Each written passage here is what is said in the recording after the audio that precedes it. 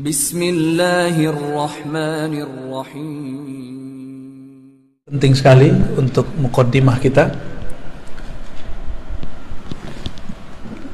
Allah mengatakan Khaliq. Khaliq, ya. Khaliq mencipta. Siapa yang dicipta? Bashar. Wah, nama Pak Kiai ini.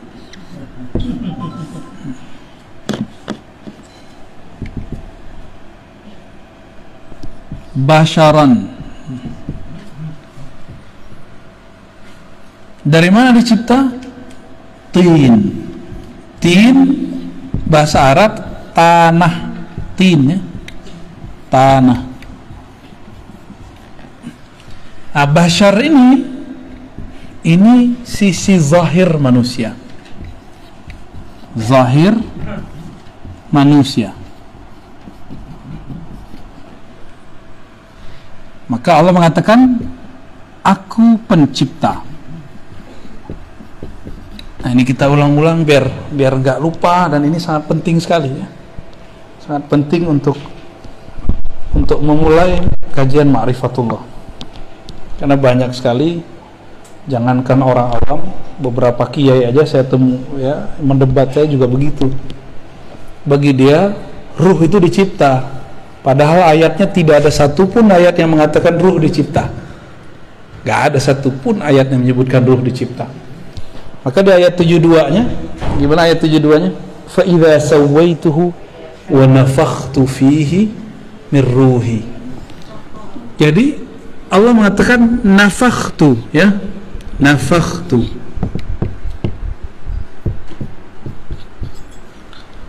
Apa arti nafakhtu? Aku tiup.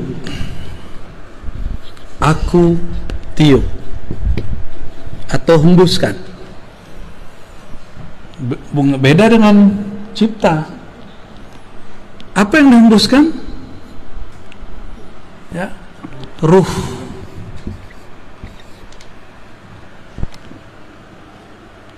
Ruh ini dihembus. Inilah sisi lain dari manusia yang kita sebut batin. Batin manusia.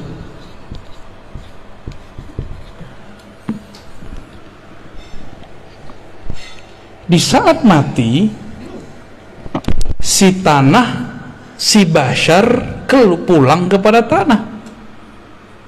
Sedangkan ruh, dia harus berpulang kepada sumbernya. Sumbernya siapa? Enggak, bukan Khalik. Khalik tanah.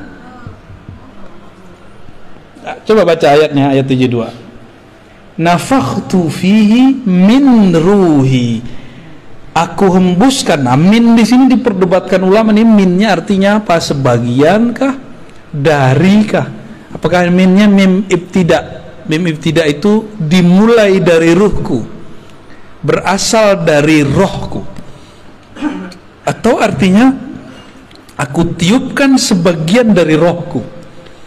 Nah, itu jadi masalah tuh, ya. Nah, dan saya udah jelaskan sebelumnya, ada yang kita sebut dengan haikalul ma'arif, haikal ma'arif. Yang pertama masih ingat, Ahad Zatullah, Ahmad Ruhullah, Muhammad Habibullah, Al-Mahdi Khalifatullah. Oke. Kalau dizikirkan tiap hari itu, terus ditutup baca Fatihah, Al-Fatihah gitu, ya. Coba perhatiin yang nomor 2, Ahmad Ruhullah. Ini jawabannya nih. Aku hembuskan dari rohku. Rohku, aku siapa? Allah. Maka kalau kita lengkapi, Ruhullah. Ruhullah siapa tadi? Ahmad. Jadi yang disebut ruhku itu Ahmad. Gitu. Maka aku setelah tubuh manusia sempurna, aku hembuskan ke dalamnya sebagian dari rohku. Jangan salah paham, bukan zatku. bukan zatku tapi rohku. Bedakan rohku dengan zatku. Kalau kita artikan zat aku, ini bahaya, nanti jadi kelompok seperti yang terjadi di kelompok-kelompok kebatinan iblis. Zat aku, zat Allah, sifat aku, sifat Allah, itu kelompok iblis itu. Ya, kita nggak pakai yang begitu-gitu. Ngakunya wali sih, tapi wali setan. Jadi ruhullah itu siapa? Ahmad. Jadi dua-duanya boleh diartikan dari rohku atau sebagian dari rohku, boleh dua-duanya, gak ada masalah kalau sudah mengerti pemahaman roh, bahwa ruh bukan zat dalam pengertian ini. Ahmad. Saya mau tanya nih, kalau kita nih dari seorang perempuan, nah, perempuan ini kita sebut siapa? Kita ini kan keluarnya, lahirnya dari seorang perempuan. Perempuan ini kita sebut apa? Nah, sebagai ungkapan majazi, kita pinjam istilah ini, kita sebutlah Ahmad ini umur ruh, induknya roh, gitu. Tuh udah dua istilah tuh. Ayat ini belum pernah dijelaskan dengan penjelasan begini kecuali malam ini. Ini saya nggak bukan buat-buat, baru malam ini. Ya, fa idza sawaituhu, apabila aku telah menyempurnakan basyariah manusia, sisi zahir manusia, maka aku tiupkan sebagian dari rohku. Maka kita baca tadi Haikal Ma'arif, ini disebut peta ma'rifat. Lancar peta ma'rifat bisa menafsir ayat-ayat yang rumit. Ahad Zatullah, Ahmad Ruhullah. Jadi ketika disebut rohku, kan ayatnya ruhi, kan gitu ya, ruhi artinya rohku.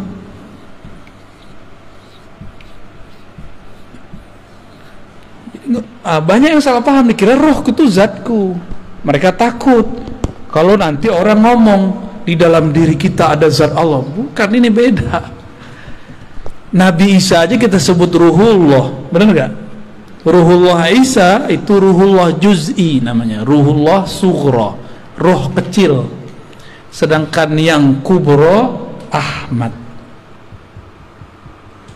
Bahkan ini disebut ar-ruh al-akbar, roh yang agung, yang paling besar, karena ialah tiupan pertama Allah. Dari Ahmad inilah ya, ini saya hapus ya, udah connect kan ini, boleh dihapus nih Manjung. Jadi Allah ya, Allah yang ahad meniupkan pertama kali rohnya. Rohnya ini bernama Ahmad. Dari Ahmad inilah kemudian kita muncul, roh kita dari situ. Nah nih, coba kita lihat dulu. Berarti judulnya bukan Al-Baqarah 30, berarti masih As-Sod 7172. Ya, lanjutan. Ahad. Masih ingat ya, Ahad.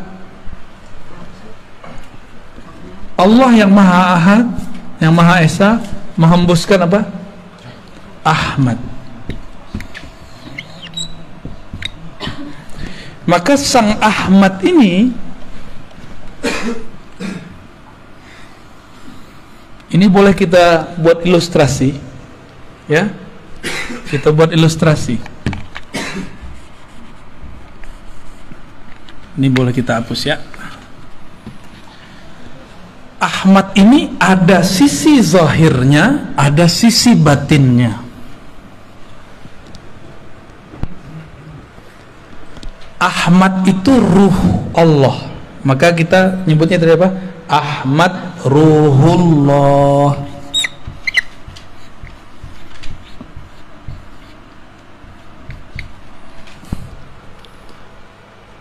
Jadi kalau ada di ayat surat tadi, surat apa? Sod ayat 72. Sod 72. Allah mengatakan ruhi. rohku. Siapa yang disebut rohku? Ahmad.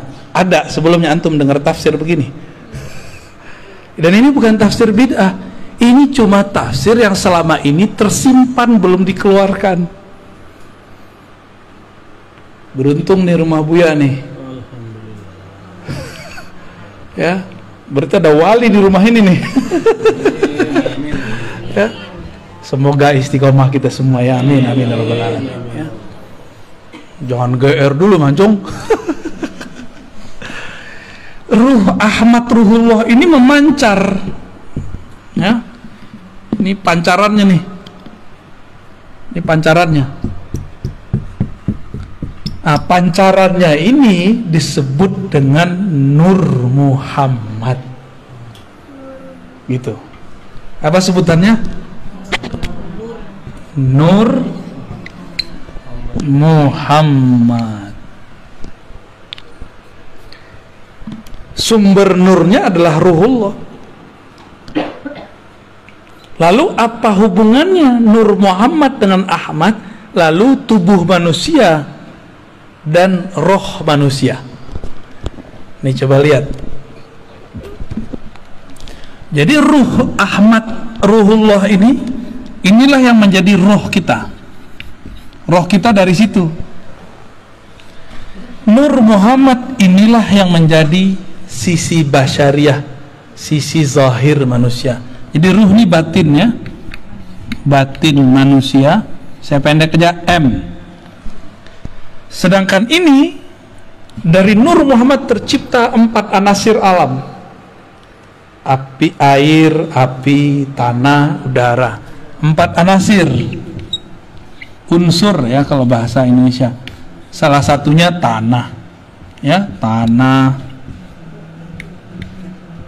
air, api, kayak Avatar ya. Apa lagi? Udara atau angin sama. Nah, ini sisi manusia nih. Jadi manusia di dalam diri kita ada 4 ini.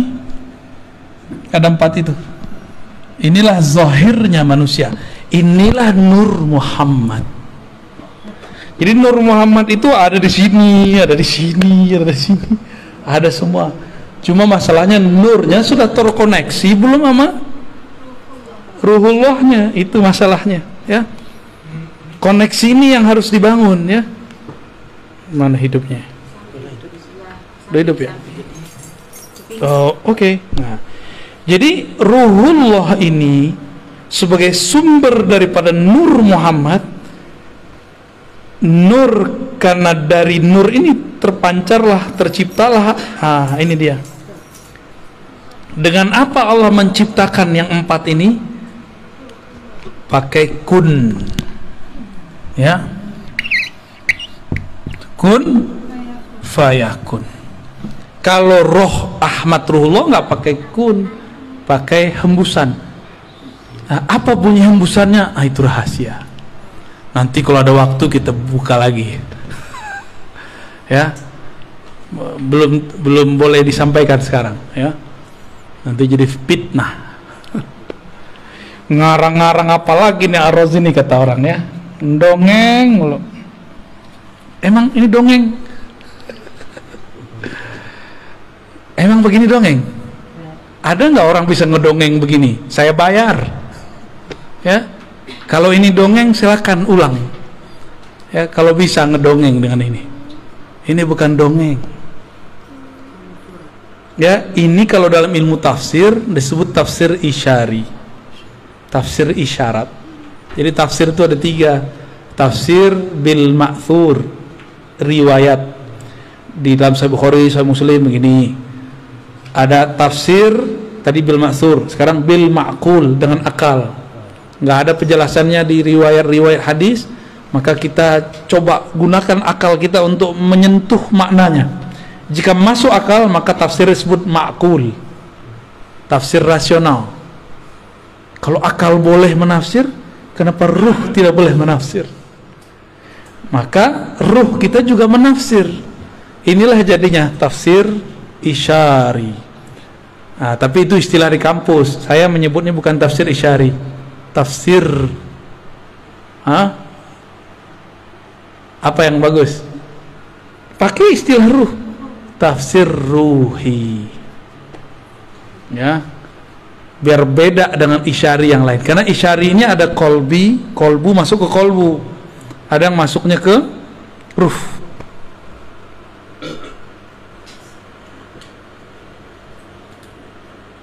Pancarannya ini banyak, berapa banyak kemarin? 124.000. Ini bukan cocok logi. Makanya jumlah para nabi 124.000. Maka nabi-nabi itu adalah pecahan dari Ahmad, yang merupakan mereka menyimpan dalam diri mereka nur.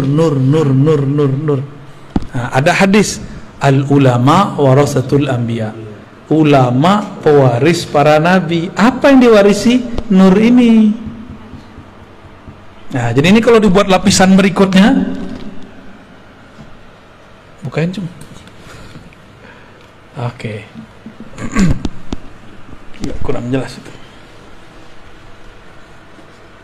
Ini dihapus ya. Ya, fadal. Yang 100.000 ini disebut nabi.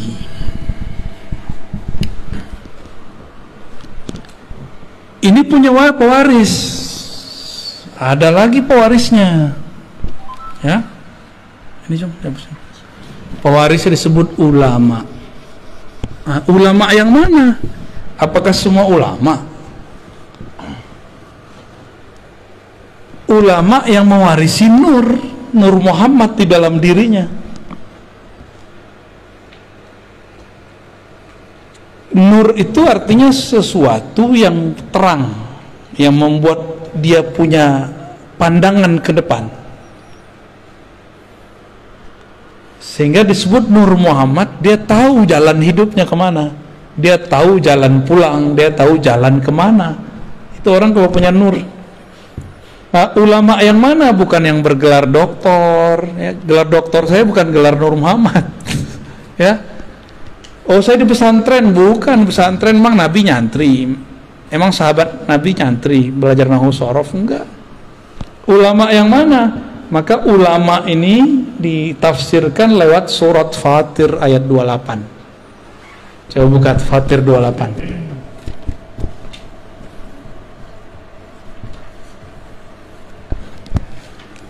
Fatir 28 apa? Innama yakhsyallaha min ibadihil ulama. Yang takut kepada Allah, yang segan nama Allah, itu cuma satu kelompok, namanya ulama. Buya ini kan pernah jadi GM ya. Itu kalau ke daerah orang nggak tahu kalau Buya ini GM, dihargai nggak? Segan nggak mereka? Nggak segan. Tapi pas dilihat di kartu namanya GM, langsung nyembah mereka, hormat, wah mau diservis semuanya.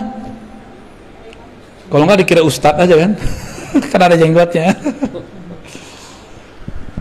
Kira-kira seperti itu. Kita kalau nggak kenal orang nggak sungkan sama dia, nggak respect sama dia. Tapi kalau kita sudah kenal dia, kita akan hormat siapa dia. Nah, kenal ini nggak hanya kenal gelar, kenal nasab, kenal makomnya, ya, kenal makrifat yang tersimpan di dalam dirinya. Nah, inilah yang saya sebut umur ruh. Umur ruh itu nggak berdasarkan biologis. Umur ruh itu berdasarkan makrifat yang tersimpan di dalam dirinya. Ya, tuh 2, 3, ini udah 3 lapisan nih, ya. Maka ulama, sahabat yang takut kepada Allah di zaman Rasulullah, jumlah sahabatnya juga sama.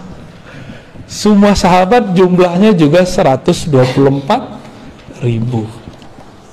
Jumlah sahabat Nabi. Dari Nur Muhammad ini ada kayak semacam, jadi kalau ilustrasinya Bu ya, Telkomsel ini kan Telkomsel ya punya satelit. Nah, satelit ini ruhullah, dia memancar kepada, kalau memancar pertama kali yang gede itu ke mana? Provider, begitu. Dan jumlahnya ada 313 yang menerima pancarannya langsung. Dari 313 ini nyebarlah ke 104.000. Dari situlah nyebar kepada umat. Kayak gitu modelnya. Maka setiap masa nur ini nggak akan kurang dari 124.000, nggak akan kurang. Maka wali kalau mati pasti ada pengganti. Jadi nggak usah khawatir. Kalau wali mati tidak ada pengganti, tunggu aja kiamat. Pasti kiamat. Jadi ada wali Allah itu zikirnya menahan gunung api meletus. Ada wali zikirnya menahan hujan biar nggak turun berlebihan. Ada wali yang kerjaannya menahan supaya air laut itu tidak banjir rob berlebihan. Kalaupun terjadi mau gimana lagi ya. Ada wali di kutub utara, di kutub selatan. Sekarang orang menyebut global warming. Setiap hari ada es itu mencair. Berarti ada zikir yang sudah hilang di situ. Jangan-jangan walinya sudah meninggal. Ya. Maka jangan salah, di setiap gunung itu ada wali. Si wali inilah yang berzikir yang membuat gunung ini bertahan. Kalau walinya mati, terjadilah sesuatu. Gitu. Ya. Gempa bumi, gempa boleh terjadi, tapi jadi bencana enggak? Kalau walinya mati, itu jadi bencana besar. Dan sekarang banyak wali yang mati, mesti ada yang melanjutkannya. Dalam proses transfer ini, estafet ini, disitulah terjadi bencana-bencana. Ini kacamata ilmu ma'rifatullah ya. Bukan kalau orang BMKG mungkin ngomong ini gejala alam, ya itu urusan ente. Kita punya urusan lain. Ilmu kita tidak bertentangan, cuma berbeda. Ya, ilmu kita tidak bertentangan dengan BMKG kah, geologi kah, ilmu itu punya urusan sendiri. Kita punya urusan sendiri juga, gitu. Ya laptop sebagus apa, handphone sebagus apa, tetap harus ada yang operasionalkannya. Kalau orangnya hilang ya kacau, sama lah kira-kira begitu. Katanya robot hebat, tetap harus ada orang yang memprogramnya. Programnya lewat, ya lewat juga dia ntar. Ya.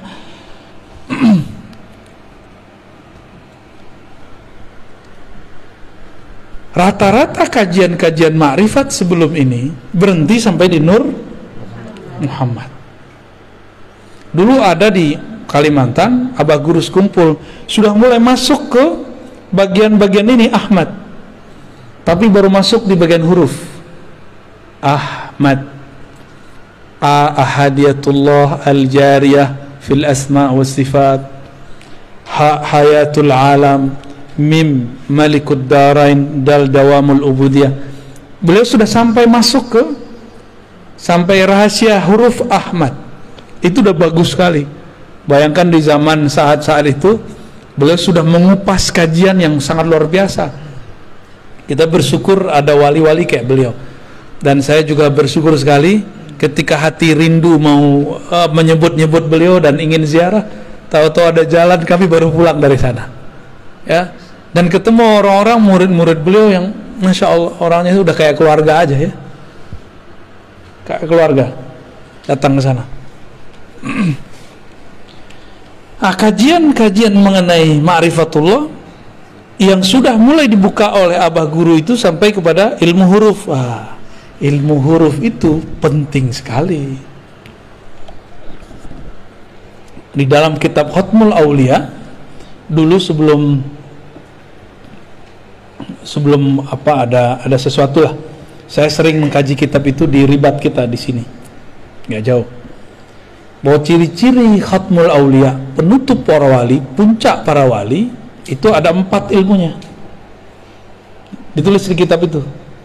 Beliau ahli hadis dan juga ghaus di zamannya, kutubul ghaus, jadi bukan hanya kutub aja.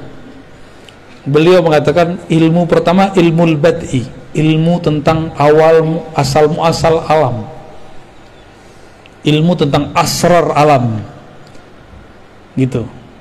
Maka orang ini kalau ngelihat kita, dia bisa lihat nasab kita ke belakang, baik nasab jasad basyariah atau nasab ruh atau nasab nur.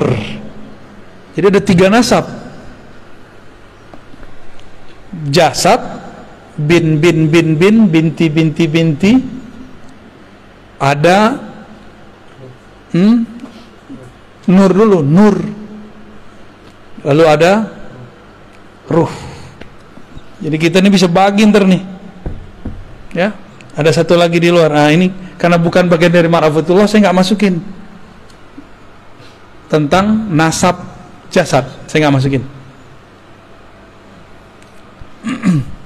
Jadi ketika ada dalam Al-Quran, pada hari kiamat setiap orang dipanggil dengan induknya. Nah, dia nginduk ke siapa nih? Induk ke jasad, nginduk ke ulama. Ini torikot nih di sini nih, ya, belajar torikot di sini. Atau nginduk kepada nur. Ini Khidriyah di sini, ya. Jadi orang kalau cerita tarekat Khidriyah, ini di sini mainnya dia, di Nur Muhammad. Karena Nabi Allah Khidir itu pecahannya Nur Muhammad yang paling bertahan sampai sekarang, ya. Jasadnya, ruhnya masih ada. Cuma karena orang banyak orang nggak mengerti adab. Kalau nggak tahu bilang aja sih nggak tahu, ya nggak pernah ketemu Nabi Khidir bukan berarti Nabi Khidir nggak ada. Ente nggak tahu Nabi Khidir ada, jangan bilang dia nggak ada gitu. Ini orang-orang ini suul adab bener-bener, ya. Nabi Khidir nggak usah pakai Nabi Khidir deh. Ashabul Kahfi masih ingat? Ashabul Kahfi tidur berapa tahun? 315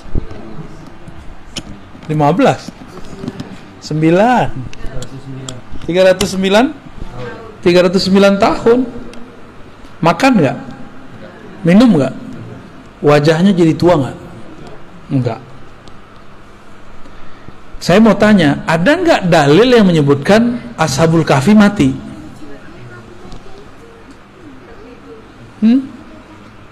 Iya, setelah 309? Nggak ada. Dia tidur lagi. Makanya dalam riwayat yang dikumpulkan Imam Al-Qurtubi dalam kitab Tazkirah, nanti Ashabul Kahfi turun lagi membersamai Nabi Isa. Ternyata usut punya usut, Ashabul Kahfi adalah umat Nabi Isa. Jadi antara Nabi Isa dengan Nabi Muhammad. Jadi nanti ketika Nabi Isa turun, mereka keluar. Apakah itu khurafat? Ya nggak khurafat lah, ada riwayatnya. Kitab Tazkirah Imam Al-Qurtubi, diringkas lagi oleh Imam Sya'rani dan tidak dihilangkan itu. Berarti mereka sekarang masih ada, cuma Allah sembunyikan. Yang sudah ke Yordan mungkin lihat di mana sih gitu. Saya juga pernah ke sana alhamdulillah, dan emang Allah tutup kan, Allah suka-suka tutup. 309 tahun aja Allah tutup. Siapa yang menunjukkan jalan kepada mereka ke goa? Kan nggak diceritain orang. Itu Nabiullah Khidir. Nabiullah Khidir yang bimbing mereka ke sana. Diajarin cara supaya nutupin gua biar nggak ketahuan. Itu ilmu Nabi Khidir semua. Nah ini nih ilmunya di sini nih, ilmu Nur Muhammad. Nabi Isa dalam surat As-Saff ayat 6 ya, mengabarkan, aku akan memberi kabar kalian kedatangan seorang nabi di akhir zaman, ismuhu Ahmad. Kok lahirnya Muhammad? Berarti Ahmad nama apa dong? Karena Nabi Isa ruhullah, maka Ahmad itu nama ruh. Ini dah dalil kalau ruh itu punya nama. Nama ruh pertama Ahmad. Coba Ahmad sama Ahad bedanya apa? Coba beda mim doang. Oh, kalau bagi orang ahli huruf ada rahasianya. Nah, tadi empat pencirian wali khatmul aulia. Tadi ilmul bati masa lalu. 2 ilmul maqadir masa depan. Ya. Ilmul bati, ilmul maqadir, apalagi ya? Mitsaq, ilmu mitsaq. Apa arti mitsaq? Mitsaq ini syahadat alam semesta. Jadi kita ini per alam ada syahadatnya, per zaman ada syahadatnya, beda-beda syahadatnya. Syahadat Nabi Isa beda dengan syahadat kita. Syahadat Nabi Adam beda dengan kita. Tapi ada syahadat yang permanen, itu syahadat azaliyah namanya. Ya. Syahadat pada masa sebelum diciptakan alam, itu namanya azali.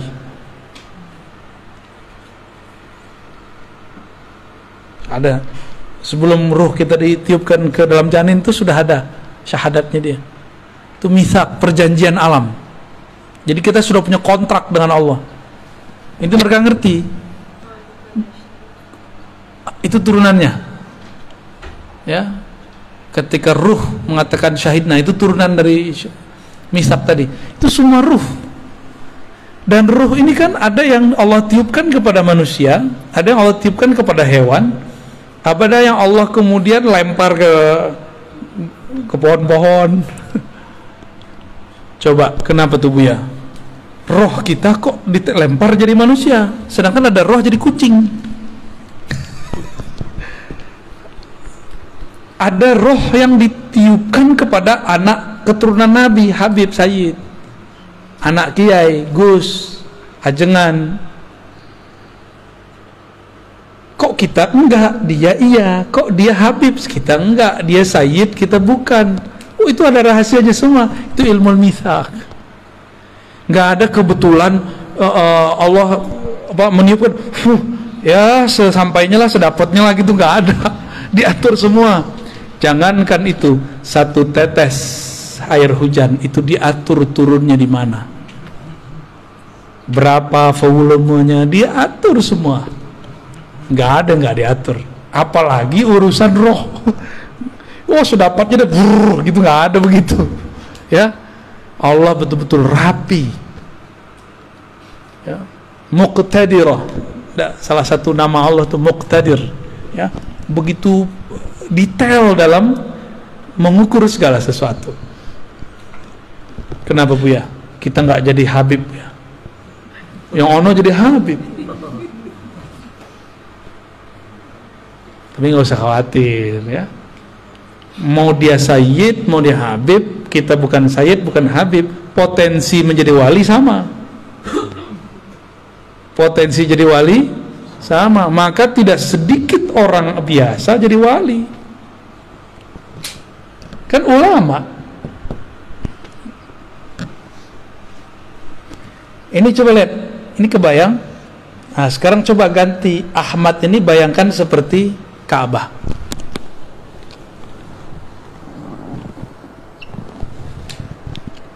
Ini ilustrasi aja, ya.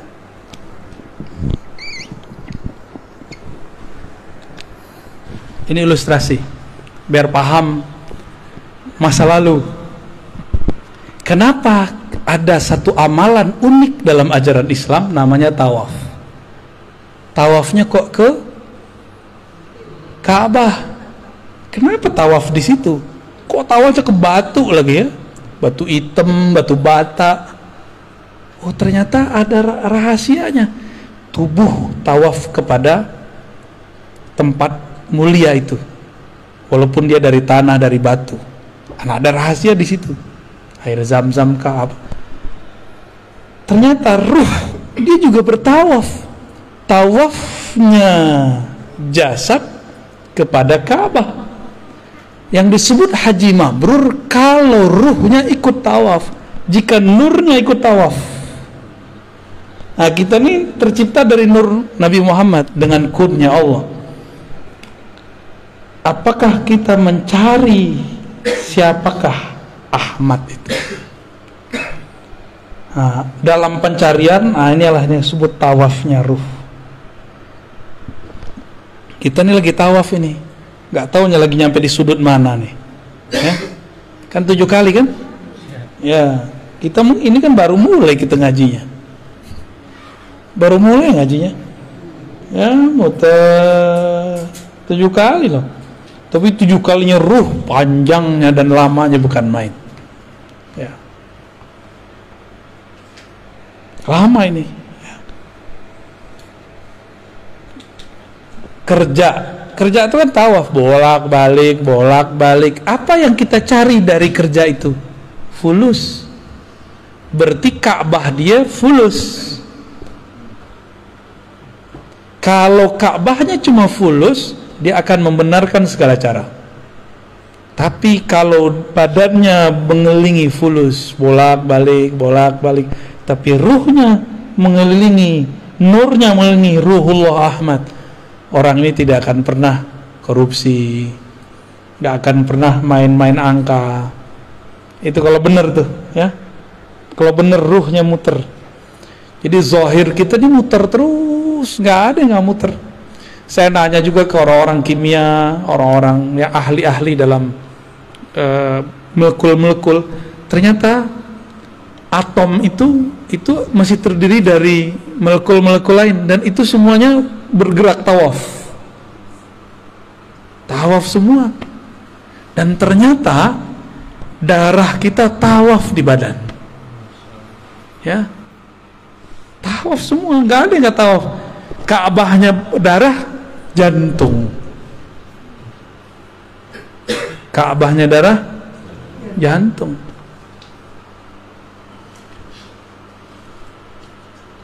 Oke? Kalau sudah punya gambaran begini, ilmu bad'i, ilmu masa lalu, jika di masa lalu di alam nuriyah ini kita dulu percikan nur kita ini tawaf kepada Ahmad, maka lahirnya pasti jadi seorang mukmin. Kalau dia tambah dekat, yang paling dekat 124.000, maka di zaman dulu dia jadi nabi. Setelah Nabi Muhammad dia bukan jadi nabi, dia jadi wali. Gitu. Kalau dulu kita pernah tawaf. Ada lagi, dia memandang. Jadi nur ini memandang kepada Ahmad. Terus dia mengatakan, wow, indah sekali. Dia lahir jadi Habib. Itulah sejarah kenapa Habib terlahir sebagai Habib. Jadi nggak ada yang cocok logi, dan nggak ada yang terjadi begitu saja. Semuanya terjadi karena mengulang aja itu. Udah selesai tawaf di sana, dia masuk lagi ke alam baru. Kita lagi tawaf ini, lagi tawaf semua ini. Selesai masuk lagi ke alam barzakh, tawaf lagi di sana. Selesai masuk lagi ke padang mahsyar. Di padang mahsyar Ka'bahnya bukan Ka'bah ini, kembali kepada yang punya Ahmad ini, namanya Muhammad. Maka semua orang mencari Nabi Muhammad, tawaf lagi. Begitulah terus mencari syafaat. Kan nanti semua orang hatta Nabi Ibrahim nyari Nabi Muhammad, ya. Maka bernamalah Nabi Muhammad itu Al-Fatih, karena Nabi Ibrahim mau buka pintu surga nggak bisa, balik lagi. Siapa yang bisa bilang Muhammad? Maka disebut Muhammad Al-Fatih lima ughliq wal khatim lima sabaq, ya. Itu ijazahnya minta ke Pak Kiai itu, ya. Ya, salawat Al-Fatih.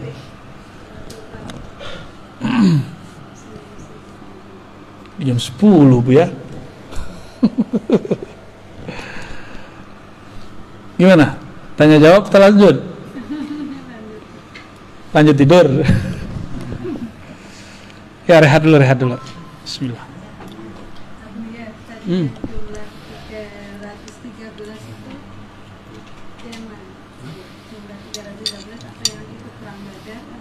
Betul. Bagus. Dari 124.000 nur ini ada 313 nur yang paling besar. Yang 313 yang dulu bertawaf dan itu menjadi barisan ring pertama Ahmad. Nah, yang 313 ini di zaman pra Nabi Muhammad menjadi 313 Rasul. Dari 313 itu yang paling kuat perjuangannya 25. Jadilah 25 para Rasul. Tuh kalau ditulis terus tuh. Coba yang ditulis tuh, Cung. 124.313, gede-gedein tulisannya ke bawah. Dari 313 itu ada 25 yang kemudian sangat luar biasa perjuangannya. Dari 25 ada yang paling penyabar, 5 nabi. Dari 5 itu semua sumber kesabarannya ada dari satu sosok, itulah Muhammad sallallahu alaihi wasallam, Sayyidul Awwalin, Sayyidul Akhirin. Ya, 300. Inti jangan salah tulis, bukan 212, bukan 414. Ya, 313. Ya. Kalau 212 tuh kawan-kawan kita yang berjuang kemarin tuh ya. Ya, 5. 5 jadi berapa? 1. Nah, ini penting nih. Syukuran. Jadi 124.000 itu ring terluar, ring terdekatnya 313. Dari 313 ini paling dekat lagi 25. Dari 25 ini paling dekat lagi 5. Dari 5 itu 1. Berarti kalau 5 kurang 1 berapa? 4. Coba lihat. Nabi Muhammad, Abu Bakar, Umar, Utsman, Ali. 5 kan?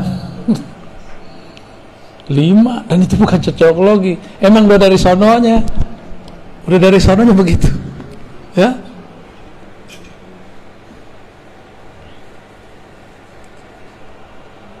Kalau dulu begitu, di akhir zaman kata Nabi akan ada musuh besar. Para nabi dahulu pun tidak sanggup melawannya, yang sanggup melawan umat Nabi Muhammad. Kira-kira ilmu yang diturunkan zaman sekarang lebih sedikit atau lebih banyak dari zaman dulu? Nabi Musa nggak dapat izin ngelawan musuh besar ini. Nabi Nuh nggak dapat izin. Nabi Sulaiman katanya sempat perang tapi nggak sanggup juga. Sesakti Nabi Sulaiman loh. Nabi Khidir juga nggak sanggup. Nabi Isa itu yang ngecoh Nabi Isa siapa? Yudas Iskariot kan itu adalah penyamaran Samiri, Dajjal. Semua Nabi kata Nabi Muhammad sallallahu alaihi wasallam anzara qaumah, mengingatkan kaumnya akan ada musuh besar bernama Dajjal. Lah kok sekarang ada kiai bilang Dajjal itu bukan sosok, Dajjal itu suatu sistem pret ya. Nabi Muhammad, para nabi sebelumnya bilang itu sosok, ente bilang itu ya pinteran dia dari Nabi Muhammad ya kan? Pinteran dia dari Nabi Musa. Di Quran kan di surat Thaha disebutkan kisahnya tentang Samiri. Dia kan yang disebut Dajjal. Samiri itu nisbat kampungnya, Dajjal itu gelarannya. Yudas Iskariot penyamarannya.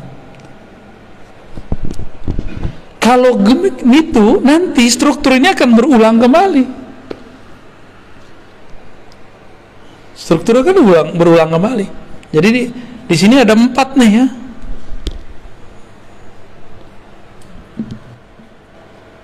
Sama ntar Nabi mengatakan jika bumi telah dipenuhi dengan ketidakadilan, muliat al-ardu jauran ya, ketika bumi sudah dipenuhi dengan ketidakadilan, di mana-mana ada kezaliman, ini bukan hanya kezaliman politik dalam negeri loh, ini kezaliman global. Jadi tolong move on, jangan cuma memikirkan masalah pilpres. Itu terlalu cetek mikirin begitu. Ini sudah umat akhir zaman sudah. Kita nggak boleh hanya memikirkan politik satu negeri. Ini sudah besar ini masalahnya. Udah lintas negara, lintas benua. jika lintas benua terjadi kezaliman. Orang nggak salah dikasih virus, zalim nggak? Kita sehat-sehat aja divaksin, masalah nggak? Tapi ya kita ikut aja lah. Udah vaksin kan? Vaksin dong. Vaksin lah ya, biar nggak jadi pakyu. Kecuali nggak mau keluar ya terserah. Kalau saya hampir tiap bulan keluar kota, ya wajib vaksin. Bukan hanya ganti status di Peduli Lindungi, beneran vaksin ini, kita hakon ini. Ini orang nakes aja nunggu saya vaksin, kan lucu. Nunggu Buya dulu katanya. Aduh, kita jadi serba salah deh ya. Kita ikutin main mereka. Mereka makar, Allah juga lebih baik makarnya. Udah sederhana itu. Mungkin lebih banyak yang kita makan ini lebih bahaya daripada vaksin yang disuntikan ya. Makanya badan kita biasa-biasa aja. Jadi vaksin nggak ada rasanya, nggak ada efeknya. Kata orang demam, jangan-jangan nggak bekerja lagi di badan kita. Apa kata Nabi? Jika bumi telah dipenuhi oleh ketidakadilan, berarti ada toh otaknya, provokatornya, itulah dia Ad-Dajjal. Dan dia bukan sistem aja, dia si pembuat sistem itu. Kalau ada sistem, masa nggak ada pembuat sistem? Kan orangnya ya, keminter namanya itu, keminter. Ada sistem tapi nggak ada yang membuat, mungkin nggak? Laptop secanggih ini, handphone secanggih ini, nggak ada yang buat, mungkin nggak? Nah, ini yang buat handphone segagah ini, nah, siapa otaknya? Orang pasti, bukan robot. Jadi jangan lagi ngomong Dajjal itu sistem saja. Itu sistem iya, orangnya ya sistemnya disebut makar itu. Ada sosoknya. Dan Nabi mengatakan, aku sudah ketemu. Dan sahabat Tamim Ad-Dari juga cerita. Itu sahabat-sahabat yang 4 kan udah ketemu semua. Si fisik loh ketemu secara spiritual. Di perjalanan kan mereka kepada si Dajjal itu. Jika nanti muncul itu, apa kata Nabi? Allah akan bangkitkan seseorang yang ismuhu yuwatiu ismi, namanya sesuai dengan namaku. Nama yang mana? Nama Muhammad apa nama Ahmad? Ahmad. Berarti nama zahirnya, nama KTP-nya bisa jadi bukan Ahmad gitu, tapi nama ruhnya sama. Maksudnya gimana tuh? Jika ada ulama mewarisi 124.000, terus Ahmad siapa yang mewarisi? Pewarisnya belum ada selama berabad-abad, dan inilah abadnya, dialah yang akan mewarisinya. Dialah yang disebut Al-Imam Al-Mahdi. Jadi pewaris Nabi Adam udah banyak, Nabi Syith udah banyak, Nabi Nuh udah banyak, terus, dan itu berputar terus. Tapi pewaris Nabi Muhammad yang mutlak belum ada dari dulu. Ada Al-Ghaus, tapi Al-Ghaus itu cuma wakil-wakilnya aja. Belum bisa mengikuti Nabi Muhammad sesempurna mungkin. Yang sempurna itu nanti hanya Nabiullah Muhammad sallallahu alaihi wasallam. Dajjal itu pinter jadi aktor, ngelakon, pinter makar, pinter konspirasi. Kira-kira Ahmadnya bodoh nggak? Mungkin nggak ngaku-ngaku di YouTube saya Al-Mahdi? Mungkin nggak? Udah banyak loh yang ngaku dia Al-Mahdi, juru Ratu Adil, juru selamat. Udah banyak. Di Pakistan ada, di Jawa ada, di Sunda ada. Kemarin aja dari Serang ada, dari Lampung ada, dari Malaysia ada. Ya salam, sabar dikit kek ya. Main cerita-cerita aja di IG, main cerita-cerita. Yang ngirim-ngirim ke IG saya juga banyak, ngaku saya lah Al-Mahdi. Ternyata pemain game. Cuma karena jidatnya lebar, hidungnya mancung dikit. Macam-macam udah, macam-macam. Karena kita mengenal ilmu ini, yang mewarisi Ahmad itu dialah bernama Al-Mahdi. Al-Mahdi itu gelar. Berarti ya, Ahmad itu nama dia tuh. Nurnya Muhammad juga, ya. Rabbul Masyriqi wal Maghrib, ya. Si Nur Muhammad itu terbit nurnya di timur dan di barat, ya. Oke. Jadi inilah penjelasan lanjutan daripada surat Shad ayat 72, ya. Dan ini belum selesai loh. Masih ada lanjutannya lagi, ya. Masih ada penjelasan di balik penjelasan. Masih ada rahasia di balik rahasia, ya. Oke, kira-kira itu. Udah jam 10. Ini jam ini salah kayaknya nih. Kayaknya belum disetting tadi nih. Kecepatan itu. Oh, itu yang Bahlul. Jamnya PA. Baik, gimana Bu? Ya, gimana? Ya. Mengenai tadi bahwa ruh itu tidak holik, ya. Ya. Terkait dengan innalillahi wa inna ilaihi raji'un itu seperti apa hubungannya? Inna lillahi wa inna ilaihi raji'un. Kaitannya apa dengan ruh tidak dicipta, kan gitu. Mati itu pulang kampung. Tubuh dicipta dari tanah, maka dia pulang ke kampungnya tanah. Ruh dihembuskan dari ruhi Ahmad, maka dia harus cari jalan pulang ke. Bisa nggak ruh tubuh tanpa ditanam dia tertanam? Gak bisa, harus ada yang ngurusin, dimandiin, dikuburin. Tuh, paham maksud saya? Ini ilustrasinya.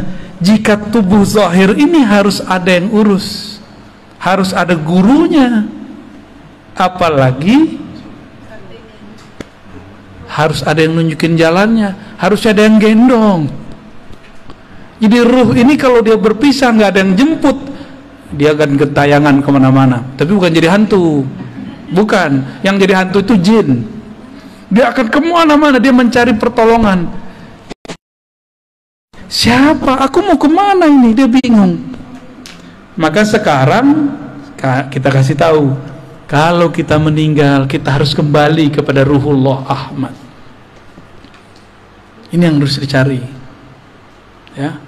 Makanya ada satu sholawat boleh diamalkan. Allahumma ya Ahad, wahai ya Allah yang Maha Esa, Maha Tunggal, sholli ala Ahmad, limpahkanlah rahmat, sampaikanlah ruh kami kepada ruh Ahmad. Itu maknanya. Pulangkanlah ruh kami kepada ruh Ahmad. Pulangkan kami kepada ibu kami, induk kami. Kalau kita masih punya ibu, pengen pulang kampung nggak kalau ibunya di kampung? Ibunya di sini, berarti pulangnya di sini, ya kan? Coba misah sehari aja, nggak mau kan? Nggak mau tuh, pelukan langsung. Begitulah nanti jika ruh tahu jalan kepada ummur ruh, nanti mereka semua akan bermanja-manja. Makanya kalau bener nih kita sholawat, kita mewek-mewek nyebut nama Ahmad. Nggak ada orang yang nggak bisa nangis kalau nggak sebut Ahmad. Cuma ini kita lagi tahan-tahan aja nih. Kalau bener nih ruh, dia percikan dari hembusan Ahmad, disebut Allahumma ya Ahad, sholli ala Ahmad. Enggak, pasti ngalir. Ya Allah, ruhku ini adalah bagian dari hembusan ruhmu Ahmad. Tolong kembalikan ia kepada ruhmu Ahmad. Sampaikan kami kembali pulang kepada ibu ruh kami Ahmad, induk ruh kami Ahmad. Enggak nangis, berarti dalamnya hitam. Itulah rahasia. Silakan diamalkan itu, ya. Ya, Allahumma ya Ahad, sholli ala Ahmad. Allahumma ya Ahad, sholli ala Muhammad. Allahumma ya Ahad, sholli ala al-Mahdi khalifatika ya Allah ya Ahad. Allahumma sholli ala Al-Fatihah.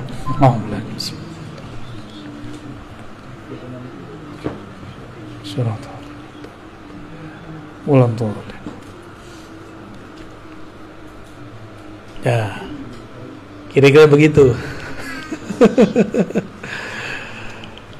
Ada orang kalau dia mau nangis dia ketawa, yang ngaji nangis dia.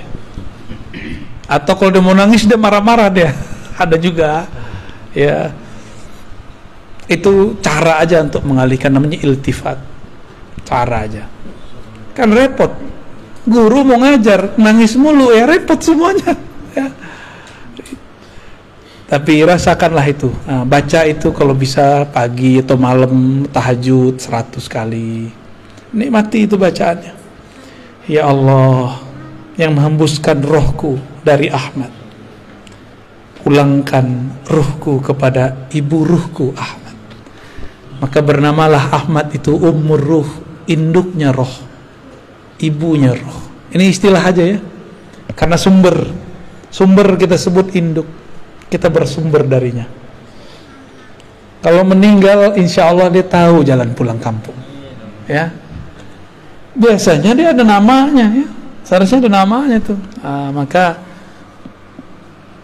kalau ada wali yang mengerti nama ini, minta nama kepada dia. Biasanya walinya suka nyamar-nyamar juga. Waduh, berat ujian kita. Karena Dajjal itu suka melakon, memalsukan dirinya menjadi orang baik. Maka yang mengerti nama ini pasti dia memalsukan dirinya seakan seperti orang yang tamak dunia, jahat, kayak nggak sholat, kayak gitu. Orang yang paling durhaka sedunia. Ya, itu namanya malamatiyah. Itu berat ujiannya. Nah, ujian bagi kita kalau emang punya ruh, coba tanya ke dalam ruh. Jangan hanya pakai akal.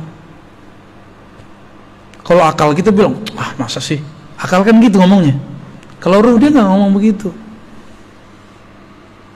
Ya, dulu orang Arab bingung, Muhammad ngaji di mana?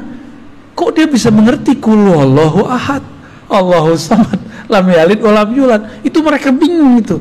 Nggak ada yang nyokolahin. Itu lewat ruh itu.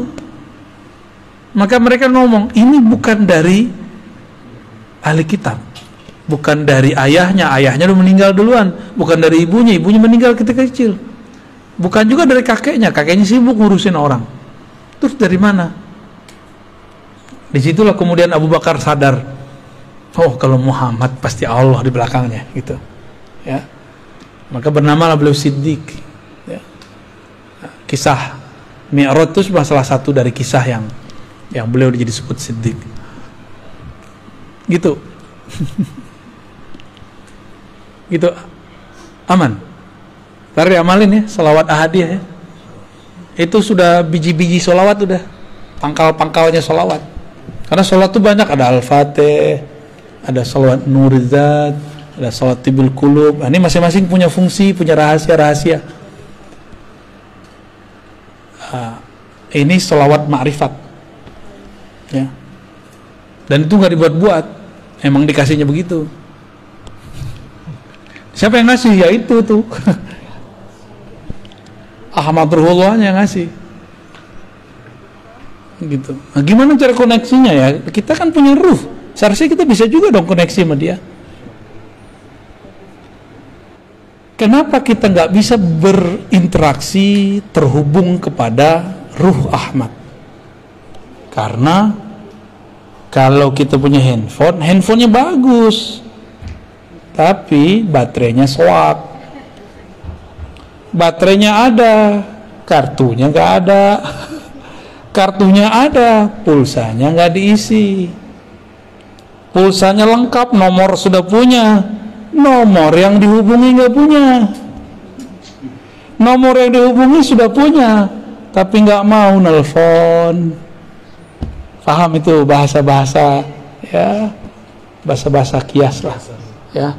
Semoga kita bisa mengerti, ya, kias-kias ini. Ya, maka harus persiapkan casing yang bagus, persiapkan juga kartu energi yang bagus. Kartunya apa? Kalau mau download aplikasi, bisa nggak tanpa nama akun? Maka harus punya nama akun.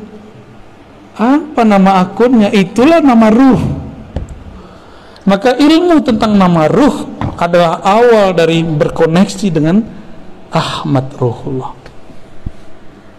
Hati-hati, kadang-kadang kita kena siloka yang selama ini orang udah ketemu sama kita, ternyata dia orangnya. Biasa. Kalau zaman-zaman Syekh Abdul Qadir kan enak, orangnya pakai serban, ya kan, sholatnya Masya Allah. Enak. Tapi nggak mungkin Allah membiarkan mutiara Ahmad ini diobral, diketahui orang banyak-banyak, bisa dicuri dia. Maka Allah lapisi dia dengan sisi basyariah manusiawi yang orang nggak akan paham kalau di dalamnya ada sir Ahmad. Ya, kadang-kadang dia teman kita, jangan-jangan dia tetangga kita, jangan-jangan dia dulu murid kita, jangan-jangan dia dulu guru kita, jangan-jangan dia dulu pernah ziarah sama kita, jangan-jangan dulu kita makan di warteg sama dia. Lengkaplah semua. Jangan-jangan kita dulu waktu muda jontok-jontokan sama dia. Bisa jadi tuh. Rahasia Allah ini kan ada di mana-mana, ya. Pinter-pinterlah. Kira-kira itu kajian kita malam ini, ya. Pertanyaannya dicukupkan dulu karena kami mau jalan lagi ke Bandung nih.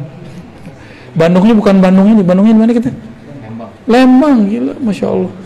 Jadi mohon izin nih Pak Kiai, mohon doa selalu bagi kami yang masih muda-muda.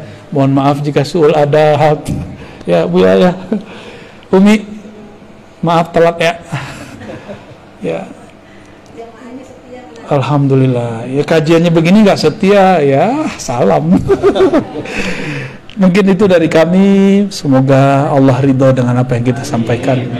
Dan ini bukan ilmu saya cuma diberikan lalu saya membagikan ulang.